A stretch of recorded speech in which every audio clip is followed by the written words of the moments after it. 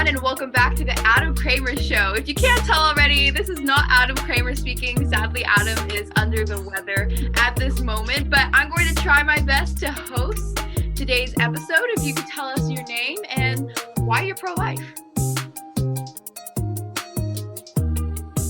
Well, my name is Marianne Petersen, and I first want to say I've been looking forward to this conversation. But yeah, my name is Myah Petersen, and I've been pro-life for years. As you can tell, I'm a little older than high school, but it was in high school when I became pro-life. Awesome. And it kind of came because I found myself pregnant. Yes. And there was basically ignorance about pro-life or pro-choice before I was pregnant. So I'll be honest, I was 19, and it wasn't until I was 19 that I became pro-life. Yeah. And I'll tell you more when that happened. Yeah. Okay. Awesome. Yeah. And we'll get right into that in just a little bit. But anyway, thank you so much for being on here today. And yeah, I'm very excited to hear your story. So yes, we have Miss Marianne on because this specific situation happened to her when she was 19. So if you want to go ahead and tell us your story, Miss Marianne, that would be much appreciated. I would love to. I grew up, I was the youngest of 7. Wow. And then I was in high school in 1980, in the 80s.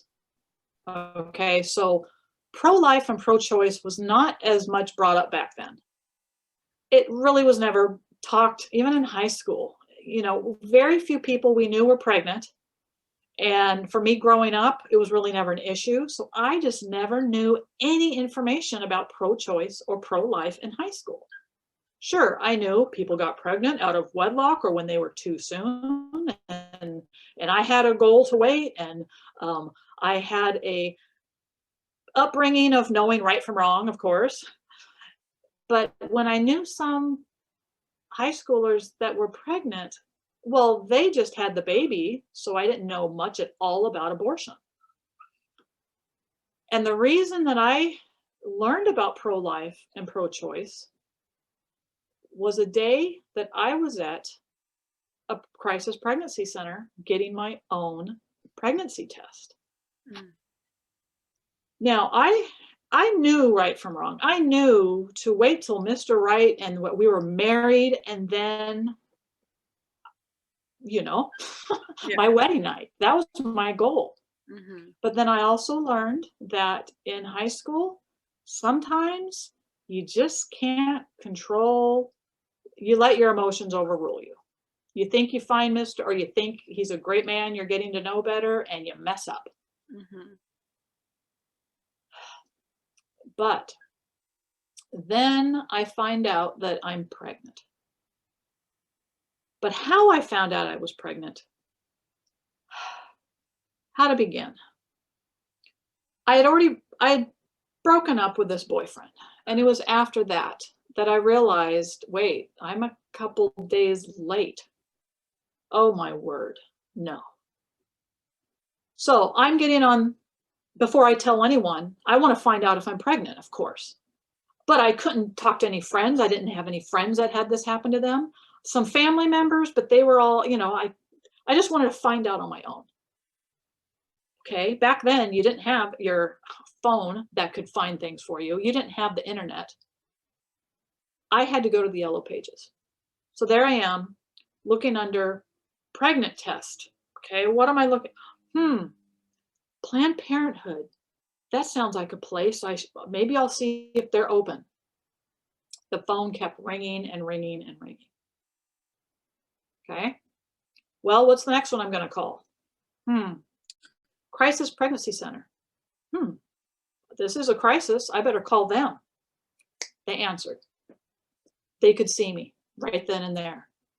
And I went in and I get this pregnancy test.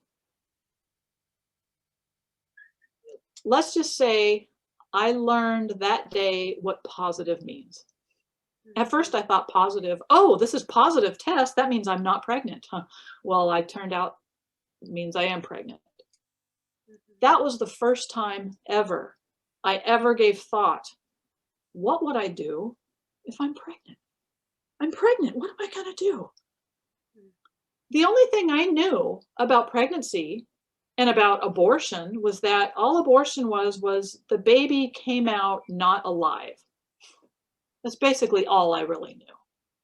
So when she asks me, what would I do? Wow, I don't want the baby. I'm a Christian and I'm not supposed to be pregnant outside of marriage. I have to get an abortion. I instantly there felt at peace too. You know, that makes sense. I'm going to get an abortion. But that lady there, she opened up. She said, Marianne, you claim that you're a Christian? This organization is put together by Christians. Let me share with you some important comforting thoughts. God knows what you're going through, and he's going to carry you, and he has life from day one. You are carrying life right now, Marianne. And she opened up more things about scripture and about more it's not just a blob in my tummy. I loved what she was telling me, but I was also scared what she was telling me. She opened my eyes to the truth. There was life inside of me. It wasn't just this unliving thing for months on end in there that I could get an abortion.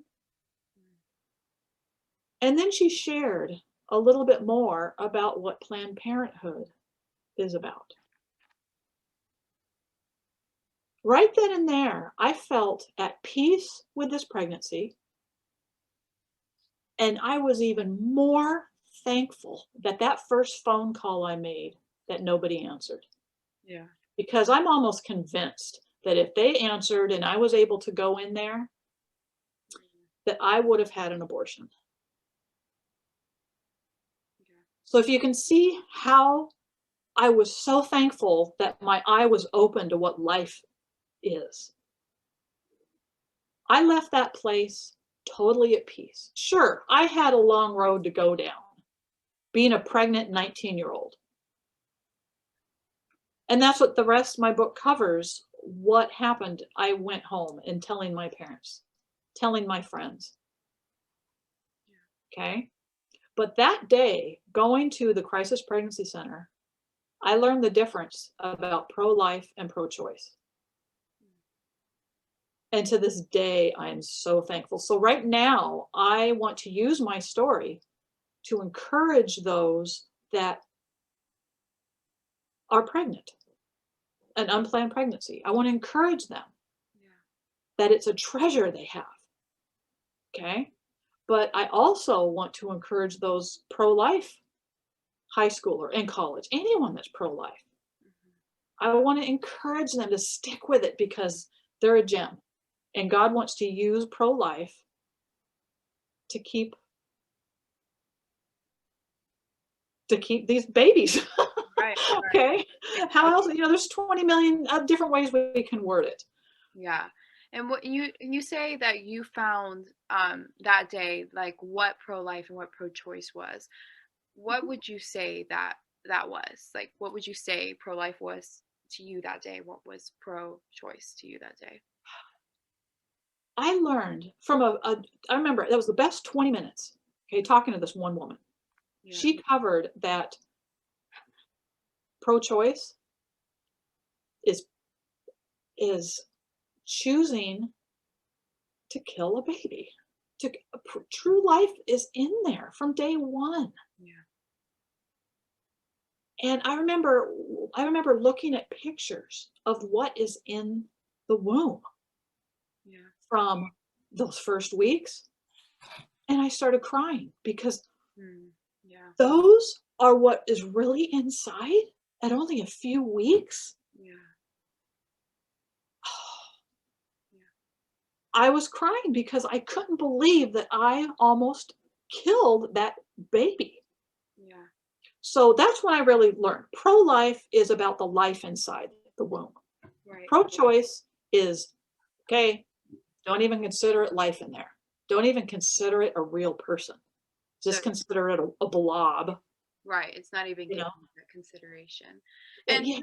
something that really stuck out to me that you were saying is you were talking about being a Christian, and you basically brought up these two different parts to what being a Christian was. And was one, it was I'm a Christian, so I need to get this abortion. Or it was two, I'm a Christian, and because I'm a Christian, I know that's life in the womb. I know that God's going to support me, and I know that God's going to get me through this. So I want to first like go back to that I'm a Christian, so I need to abort my child. Why do you think that is a narrative that Christians have? We need to stand out. We need to show that we're not as sinful as others can be. We need to show that we just don't fall into such an intense Mm, trial, yeah. that we're stronger, that we can avoid these temptations. No. Yeah. Who did God come to comfort? Sinners. Sinners, right? Who did God come to forgive? The sinners. Sinners. Jesus Christ came to take the sins of those like us. Right. So once that really hit me hard, I thought, amen. God, use me as a tool to show how you forgive us of our sin and can still bless us with that child. Now, I was still pondering, well, am I going to keep this life for my own, or should I give it to a loving couple who maybe cannot have their own? Should I give my baby up for adoption? Okay. I wasn't sure yet the day I found out I was pregnant, but I had the comfort. It's a life, and thank you, Lord, for opening my mind, my heart. Right. Yeah. So again, I was ignorant, and I thought it's best to have an abortion, but God had me go to the right place and opened up my mind and my heart to the truth. Yeah, and I think something that's beautiful about your story is you cover the vulnerability that a woman has when she becomes pregnant, because pregnancy, is not just something that like it's not pregnancy is not like a private thing, right? And pregnancy is something that us as a community, should be, as a part of, and it's something that, you can't just hide, right? And and and so because of that, like pregnancy makes a woman vulnerable, and that's why that's why you should have the men in your life. You should have, that's why we need men, right? And what's beautiful about your story is you show that there's this beauty in that vulnerability, but however that vulnerability can be manipulated. And it's the people at the crisis pregnancy centers that are basically encouraging us and showing forth the beauty of that vulnerability, the beauty Definitely. comes together in. And whereas Planned Parenthood, they manipulate that vulnerability, they manipulate it, and they say this vulnerability is a bad thing. And I think this is a narrative that the devil has given us in every aspect of our lives. He's told us that in every aspect where there's vulnerability, it's bad because you are being seen for who you are. When in fact, God is saying, no, I want you to come to me for who you are, and I will love you, and I will take that burden from you, and it will no longer be that burden. But Planned Parenthood, when you made, if they would have answered that phone call, they would have used you. They would have manipulate women every single day. And as a Christian, it is. Yeah, go for what you're saying. I was so ignorant that I would have listened to them, and I didn't really know the difference between a Planned Parenthood and a crisis pregnancy center. I had no idea the difference. Right. And if they caught me at Planned Parenthood, my ignorance, and at the time my thought that abortion would have been right, I just know they would have triggered me. They would have pulled me into having an abortion. Right, for sure. And it was called the Crisis Pregnancy Center. Mm-hmm. And that woman, I will never forget that talk with her. She was so comforting and warm and understanding. She said, Marianne, you may not understand this, but we understand how you're feeling right now, being an unplanned pregnant teenager. And let me give you some information of some peace you can have with that. Yeah. And I was like savoring everything she was saying. It came to the point where months later, after I became a mother of a darling daughter, that I cherished having that baby. Yeah. I couldn't imagine after she was born. She was a gift. Yeah. And I remember going back to that office to thank that lady that God used her to have me be a mother. Yeah. I will never forget that lady. And it turned out I was so thankful that I wound up a couple years later, I volunteered for that same organization. It was in the hotline Yeah. because I was a mom and I was too busy to go in to give a day to help those. And I just cherished it. Yeah. But as far as growing up in high school, we need to assume, or I should say, we can't assume that high schoolers know all the information about pro-choice or that high schoolers know all the information about pro-life. Yeah, and I think the key thing there is there's also assumptions made by the perspective of each person that can be changed based off of the situation they're in. And I think that's something that we all, like, I know I need to have in my life better is, people are always like, I don't understand how someone could get an abortion, but it's stories like you that give us as pro-lifers that perspective of, no, like there are like reasons why women get abortions, and it's because they're being manipulated. It's not because that woman has necessarily ill intent. It's because that woman is in a vulnerable place in her life, and we as a Christian community, and whether or not you're Christian and listening to this podcast episode, we have not come together as a community to give women the chance at the most beautiful thing that they can do, that they can be a part of in their life, which is to be a mother. And or provide a life for someone to adopt. Exactly. Yes, and to bring life into the world. That is our, no man could bring life into the world, and so that, we're, that's the, like, that's such a beautiful thing. And I think that's so key is that we have to recognize first that there are reasons why women would, get an abortion.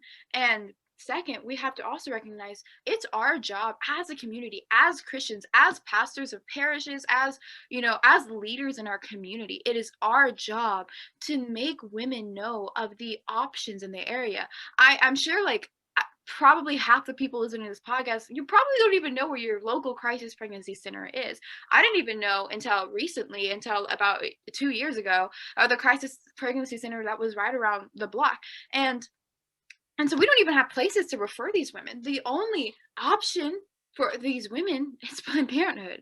And these women are in rough situations. These women are shamed by our community. I think that's something that's so integral here. I think we need to get that information. We need to have a list ready of what's close by. I know some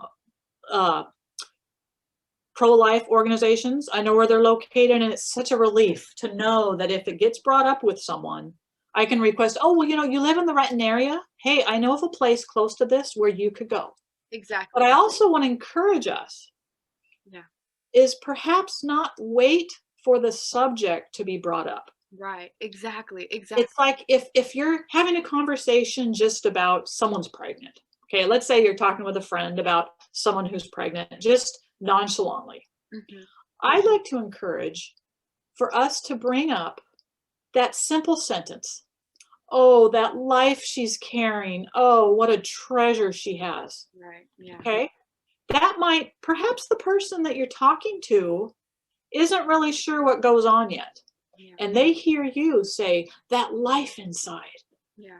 Or, yeah. Oh, did you hear the heartbeats? Oh, I love the fact that heartbeats can be heard in such a in the pregnancy. Yeah. Maybe that person didn't know that. Exactly. And it's about bringing that joy back to life. Exactly. We have to bring the dignity back to the human person. Just in a normal conversation with someone. Don't just wait till the pro-life subject comes up or the pro-choice subject comes up. Bring it up out of the blue sometimes. Yeah. And that was something. That's what I like to do. Yeah, that was something, I was talking about in one of my speeches a while back. I said, we shouldn't wait until people are walking into the abortion clinic to tell them to be pro-life. We should be doing that from the grassroots, from the moment, because there should be such a joy and dignity. And even younger kids, why wait till they're in high school and they know about all those facts? Yeah. Grab them when they're in grade school. Yeah. you And I know? think for me, that's the beauty of having, like, as an older sister, I know you said you're the youngest of 7, but as an Yeah, older sister, I've got to experience my mom being pregnant with 7 of my younger siblings, and you get to feel them kick her, and you get to go to the the sonograms, and you get to see them in the womb, you get to see them moving around, and it's how could that not be a human life? But I think something that is so important here, and I think we've touched on a little bit, is this idea of shame and forgiveness. Forgiveness is such shame and I think shame and forgiveness is the hottest topic of our time. Like shame really is. And exactly. I want to just talk for just a second about Bernard Nathanson's story, because you all know his story. If you've listened to any of our other podcast episodes, we all know that he became pro-life, but the hardest thing for him about being pro-life was the guilt that came with it. and Definitely. and I mean, after, like, once he became pro-life, he went through hardcore depression. Like, he considered suicide. Like, it was like his, like, depression, like his story on that was just completely heartbreaking. But then he got to meet this priest, Father Lauren. One second, I have a book right here. I'm just gonna look at Yeah. the priest. I always have this book on my desk, so I always just Father C. John McCloskey, and basically Father over a period of time introduced him to God. And once Bernard Nathanson asked God for forgiveness, he says he never had a thought of suicide again. And I Amen. think that's something that's so beautiful here, is that everyone has that option for forgiveness. And because of that, we Definitely. as people who are all broken and have sinned in our own ways should not be shaming people because we can see their mistake. Because Exactly. we all make mistakes behind, but just because we make mistake does not mean that baby is a mistake. Not once had, that is God bringing good out of something, right? But that's something as Christians that we have to recognize, is that we don't need to get rid of mistakes. Like, we need to work on that, but first we need to forgive, because if God can forgive us, then every person, we shouldn't really care about what other people think. God is the one that's here forgiving us, and because of that forgiveness, we should give people that opportunity of forgiveness. We should be I Christ. Yeah, he forgave me for what I did to get pregnant. And once I knew he forgave me, I brought so much more relief. Yeah, And for those who may have an abortion, I know someone who did. yeah, And I knew her story before, and I knew her story after. She felt so bad. She felt she was in misery. And she connected with me after she had the abortion. I hadn't talked to her for months before she had gotten pregnant and after the abortion. And she came to me because she said, Marianne, I need to open up with you. I need to cry with you because it was so hard. yeah, But I had, she told me her story. And I said, listen, you're forgiven. You knew what was wrong. Your situation is totally different than others, mhm, but she just needed to vent it to me. And I was in tears myself. yeah. And that's the thing. Like, we need to be so loving, basically, Yes. people, or just open. Maybe we can't, maybe we should never, like, just be like yelling at people, but maybe your job as someone listening to this is not necessarily to be crazy doing pro-life things. Maybe your job is to be open for those conversations, because Mhm. those conversations are what needs to happen. Because the thing is, we should not what we should be doing is we should be taking good from mistakes that happen. We should not be making more mistakes because of them. We should not, and so our job, as Christians, like it's to be that lady in the crisis pregnancy center who talked Mhm. to you.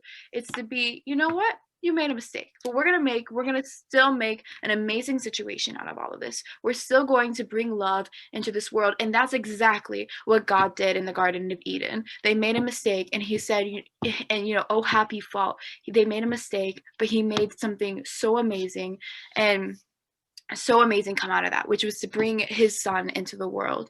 and Amen. and that's what we as pro-lifers are called to do. Whether you're Christian or not listening to this, we are called to to be, to forgive, to and but not just like to forgive, but just to love, to be open to the fact that, you know, we're all human in this. We all are vulnerable in our own way. And what's not, you know, what's not going to heal it is us pretending that we're all perfect.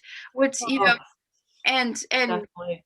and it's such a fine line. But I think, yeah, just thank you so much for sharing your story, because it's really testimony to us as teenagers. You know, you went through this in your teenage years, and it's first a testimony of, don't assume people's lives first, you know, don't assume people's lives are perfect, and second, don't assume that every, you know, just that everyone's life, like, that person is just such a bad person, because everybody has a story. Like Every right now, I totally agree. I hold so strong because I experienced it. Yeah, I thought I was a good girl and that I would wait and all these no, I messed up. yeah, And right now, when I hear someone tell me of their unplanned pregnancy, I totally know what it feels like. And I just want to hug them right then and there. yeah. And the thing is, And it's I know that that's what, yeah, it's and I such like to say this is my example. I like to say that God lifted me up through that trial.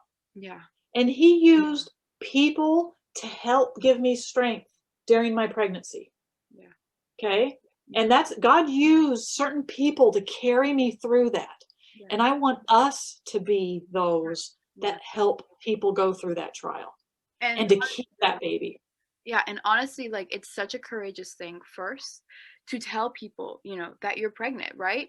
And because people are like, oh, vulnerability, that's being weak. But the people who are the most vulnerable are the most courageous people I've ever met. The people who come out about their abortions after they've had that abortion. It's the most courageous thing you could ever do. Second, you know, it's telling people that you're pregnant, telling your parents that you're pregnant, Amen. telling your friends that yeah, you're pregnant is probably one of the hardest things you'll do in your life. Having that Oh, baby is the most courageous it thing. is.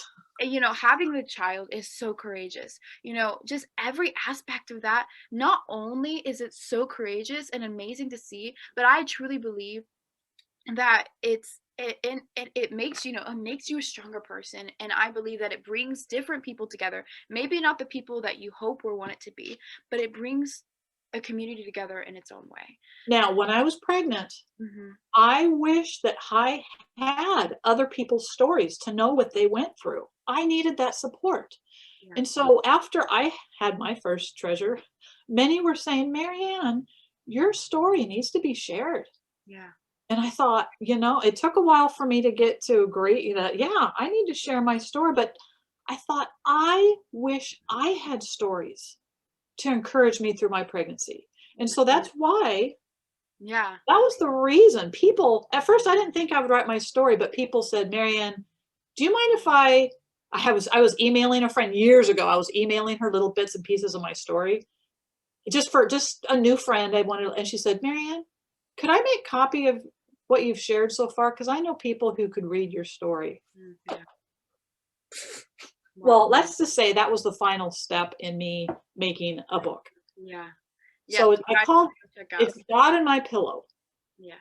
And I have some YouTube things I'm going to be sharing my story, reading little bits and pieces. So I just want to encourage those, if you want an encouraging story, to know that you can get through it. Yeah. Pro-life, I'm so thankful for it. And that's the purpose of my book, is to encourage those. The pro-life and having that baby is so worth it. Yes. Yes. And shouting your story from the rooftops too, you know, that's such a beautiful thing. I think that's one of the biggest things is the devil tells us your story isn't worth it. Your story isn't good enough.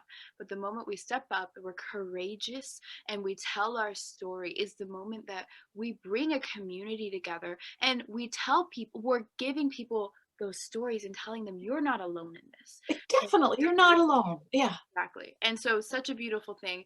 And just that story of forgiveness is so needed, and just so needed in our society, to understand, first of all, the side of the woman as you know, as Yes.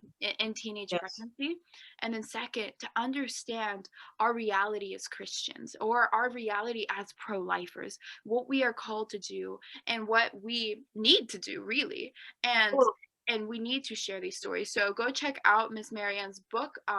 God in My Pillow. I'll make sure that Adam links that in the, I guess, the description of the podcast. I'm not sure. Well, my website is called mariannesmemoirs.com. Okay, go check. Memoirs being this is the type of book I have. So mariannesmemoirs.com.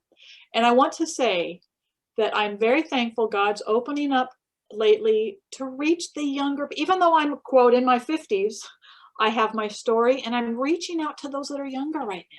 Exactly. I'm so excited because I want to reach high school and college students because that's what it was like for me. Yeah, exactly. So even though I'm a little older than a few of you, my heart is reaching out to all of high schoolers and college. Yes, and and others, even those in their 20s and 30s that have an unplanned pregnancy, or any trial you're going through. Yeah, we're so thankful for you sharing your story with us, and hopefully it will encourage other people to share their stories as well. Just as an end note, is there anything like else you wanted to go over or say before we end? No, that's pretty much it. I'm just thankful I found you guys and that you found me, and I pray that I will be doing more work with you. Awesome. Yes, of course. So, and you guys are great. I love hearing the podcasts and everything. I just love hearing all these people and their thoughts. Yeah, and I'm sad Adam can't be on today, but hopefully we'll have him back with you as well at another time. Yes, I look forward to it. Yeah, and also y'all, if you want to check out more about like Bernard Nathanson's conversion story and how he experienced that conversion and then that forgiveness, which is such an integral part of the pro-life movement. And his quote is, stop the killing because the world needs more love. And I'm all about love now, because he said abortion is not love. And it truly isn't. It is an attack upon love. That is truly what abortion is. And it's our job to be that love, to bring that love back. And so if you want to learn more about that, you can also look at this book at abortionking.com, What If We've Been Wrong? And you can use the code GLTeens to get some money off and also to support Great Life Teens. But thank you so much, Ms. Marianne. It was just such a pleasure to have you on today and talk with you. And I'm excited to see what the future brings. And I don't know how Adam ends these episodes, y'all, but it was great to have you on, Ms. Marianne. And thank you guys for listening. I enjoyed it. Thank you very much.